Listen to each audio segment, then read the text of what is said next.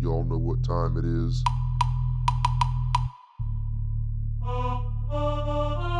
Let's get it.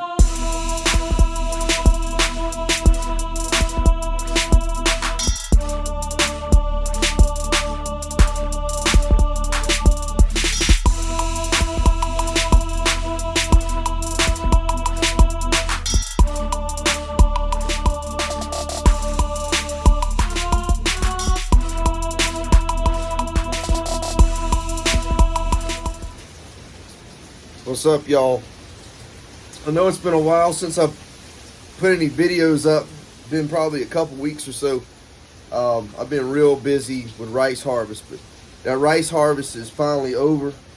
I loaded the last of the grain in the grain bin right before Hurricane Ian decided to make a turn towards South Carolina. I was going to put one variety of rice. I had two small grain bins, and I was going to put one variety of rice, half and half it, which would have put me at like maybe a third full in both bins.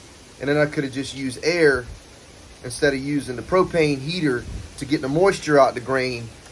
What ended up happening, this hurricane popped up. So I had to put all of one variety in one small bin and all of one variety in another small bin. And the second variety, Charleston Gold,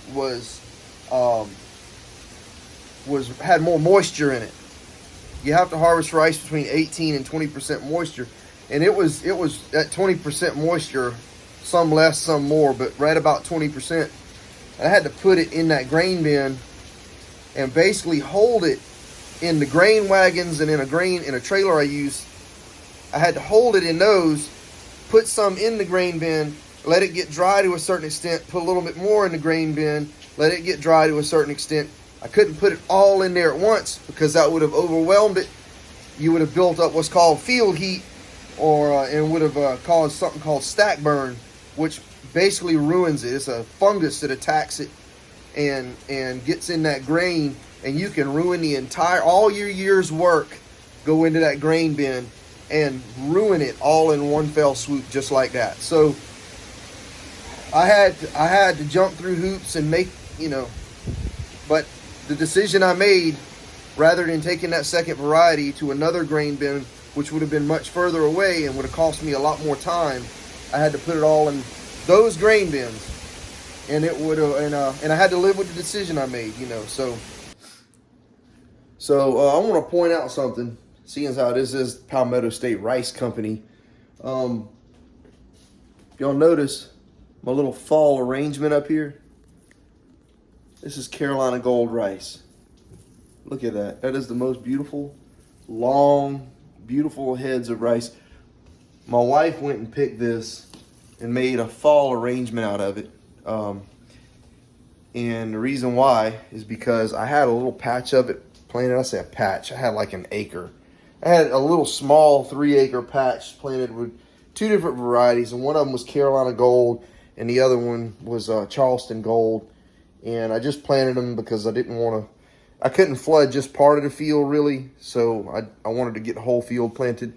But this was planted later than the big crop that I just got in the grain bins, and it wasn't ready. It wasn't really ready to be harvested, and so I fully expect, I don't expect any of it to be standing whenever this storm is over.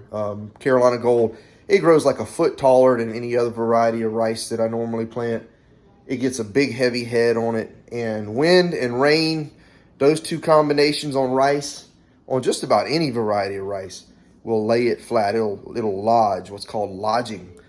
So that rice is probably all I'm gonna get out of that field this year. And also let me show you something else. So my wife goes, well, are you going to be able to harvest any of it? I said, no, I'm not even going to worry with it. I'm not even going to worry with it. I'm going to mess with the big field. When I get it done, that's it. The storm's going to hit. So she makes a valiant effort to go out and pick the heads off of the Carolina Gold rice and put it in this little shopping bag She sent me a picture and I was like, oh, that's nice. Now if you could just pick about 100 more bags about that size, I'd be sitting pretty. So, yeah, so that's my wife. She tried, but hey, you know what? It's one of those things. I'm not worried about it. Here's the kind of silver lining of that, out of this whole dark cloud known as Hurricane Ian. The bright side is all that rice, when it falls over, the nutrients are in that grain. I'm going to go out there and I'm going to till all of that under and turn around and plant greens. So all that nutrient input that's in that rice is going right back into the soil, and I'm going to turn around and plant greens in there, and then vegetables are coming in there in the springtime because I got to rotate that field. The nutrient content of the soil, I've noticed that there's high and low spots in the rice. So what's happening is I've been planting rice to rice every year, and it's starting to take its toll on the soil. So I'm going to rotate that out. I'm going to plant vegetables in there, and all the nutrient input that went into this rice is going right back into that soil, and it will carry over into the other crops. You can probably hear all that wind in the background. Let me show you what's going on.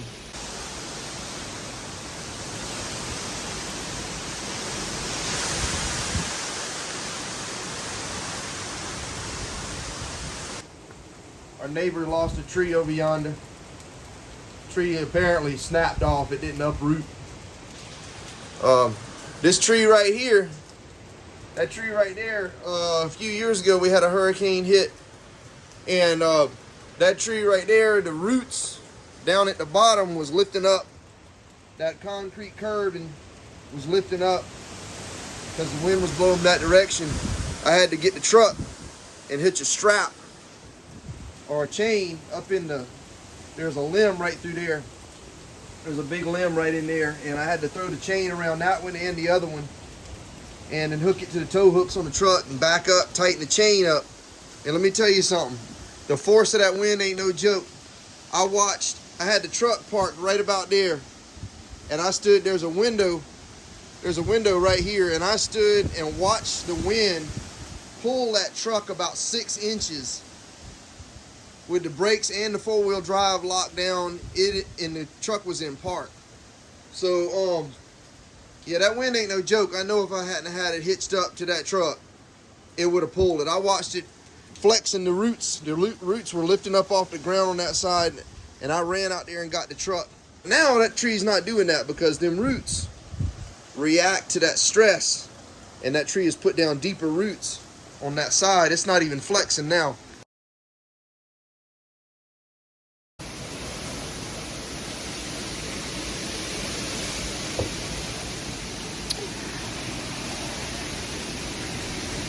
I made an observation earlier. The acorns have been falling a little bit, and this wind's going to put all the acorns on the ground at one time. And the deer are going to eat them up, but the deer don't eat up. Probably going to start rotting.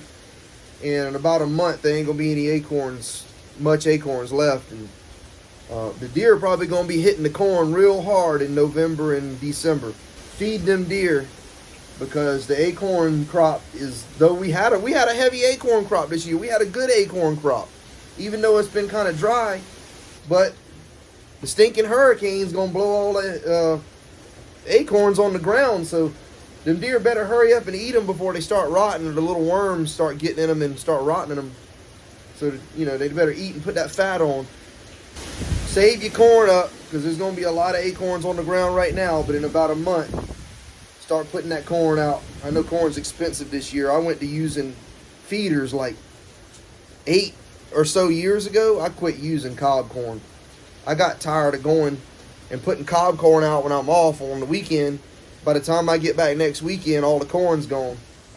I want to mention, I'm in no way sponsored by anybody right now, but I want to mention, if you go through Utahville, South Carolina, go to the Bait Shack, man. That's a good little place. The guy there, Andrew, he's a real nice fella, real helpful, real friendly service. I got this nice hat from the Bait Shack. Real nice hat, man. They got a bunch of hats there.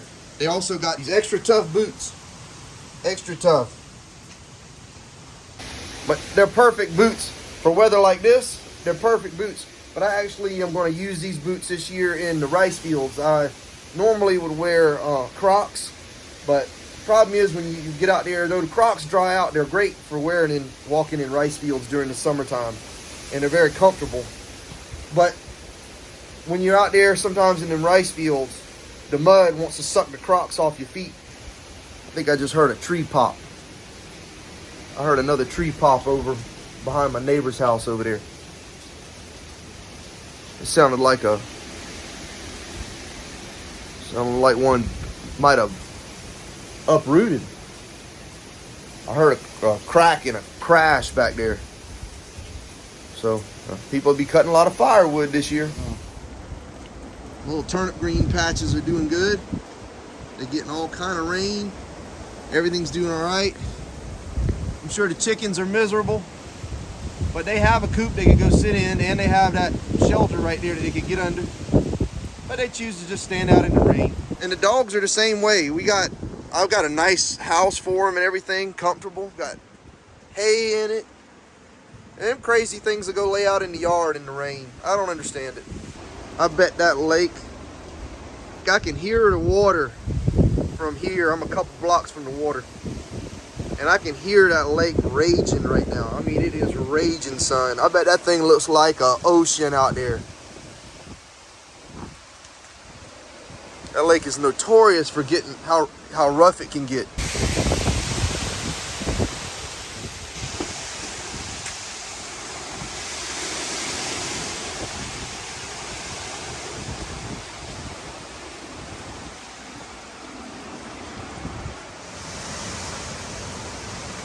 Man, imagine being a squirrel. Golly. Here we go. Here we go.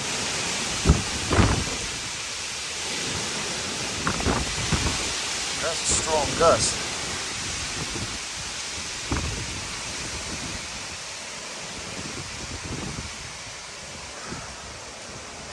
It's my birthday. And my wife gets called in to work because she's a nurse. She's got to come into work. And so I said, well, I'll tell you what. Tonight, we eating steak, Bubba. Look here. Look at there. I got a family pack of ribeyes. I went by the IGA in St. Stephen. Got me a pack of ribeyes. A couple New York strip. Look here. Look here. Look here. I went and got me a key lime pie. Boy, what you talking about? So what we gonna have with that key lime pie and steak? What's gonna be the side? I'm gonna go out there. I'm gonna pick me some young turnip greens. They were out of spinach. I wanted some buttered sauteed spinach. They were out of spinach. So I said, you know what? I'm gonna go out there and pick some young turnip greens. We're gonna do them like that as a substitute. And the other thing we're gonna have is all you can eat mushrooms. I got 3 packs of mushrooms. Probably gonna chop up some onion, maybe a little bit of pepper. And we're gonna have these whole sauteed mushrooms, these baby bellas right here.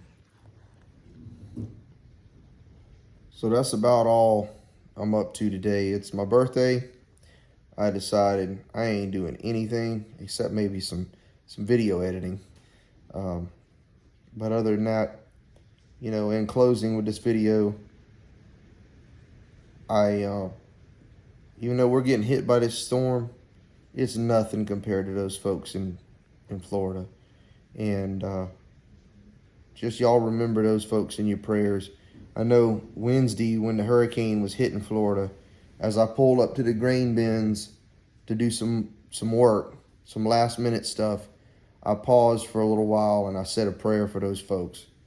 I prayed for all the linemen, the utility workers, the cleanup crews, everybody I could think of, because they're going to have a long recovery effort.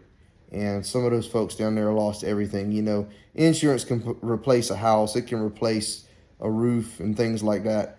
But you can't replace memories. And some of those folks lost everything. You know, they had they had stuff that was sentimental to them in those houses and all. And, you know, you can replace a house, but the memories and things that take place in a home and the possessions that those memories may be attached to are really important. And so just remember those folks in your prayers. I know Wednesday night I was not able to make it to church because I was dealing with a lot of last minute stuff that had to be done because of this hurricane. But my wife went, and she said our pastor, he changed everything. The plan changed, and they decided to have a prayer service for the folks in Florida. So I was really glad to hear that. It made me feel good that our church as a whole came together to pray for those people. You know, these hurricanes are no joke. Even though down here in the South we kind of wink at them if they're 100 miles or less, but if they're over that, it can be pretty devastating. The more, you know, I think they got like 145 mile an hour winds on the west coast of Florida. And you imagine going down the highway at 145 miles an hour and sticking your head out the window. That's what all those homes, the trees, the neighborhoods, the businesses, and with all the stress that I dealt with getting these things done to the last minute and having to change my plans and whatnot, it's nothing compared to what those people down there are dealing with. I mean, our power's still on here, you know. So I'm just good. You know what? This right here is not even an inconvenience now, because it basically forces me to sit inside and get some well-needed rest. So I look at it on the bright side. And we're getting some rain that we desperately needed. So with that being said, y'all remember, pray for those folks in Florida and lend a helping hand to people in need. And just look out for one another. Y'all have a good day, and God bless.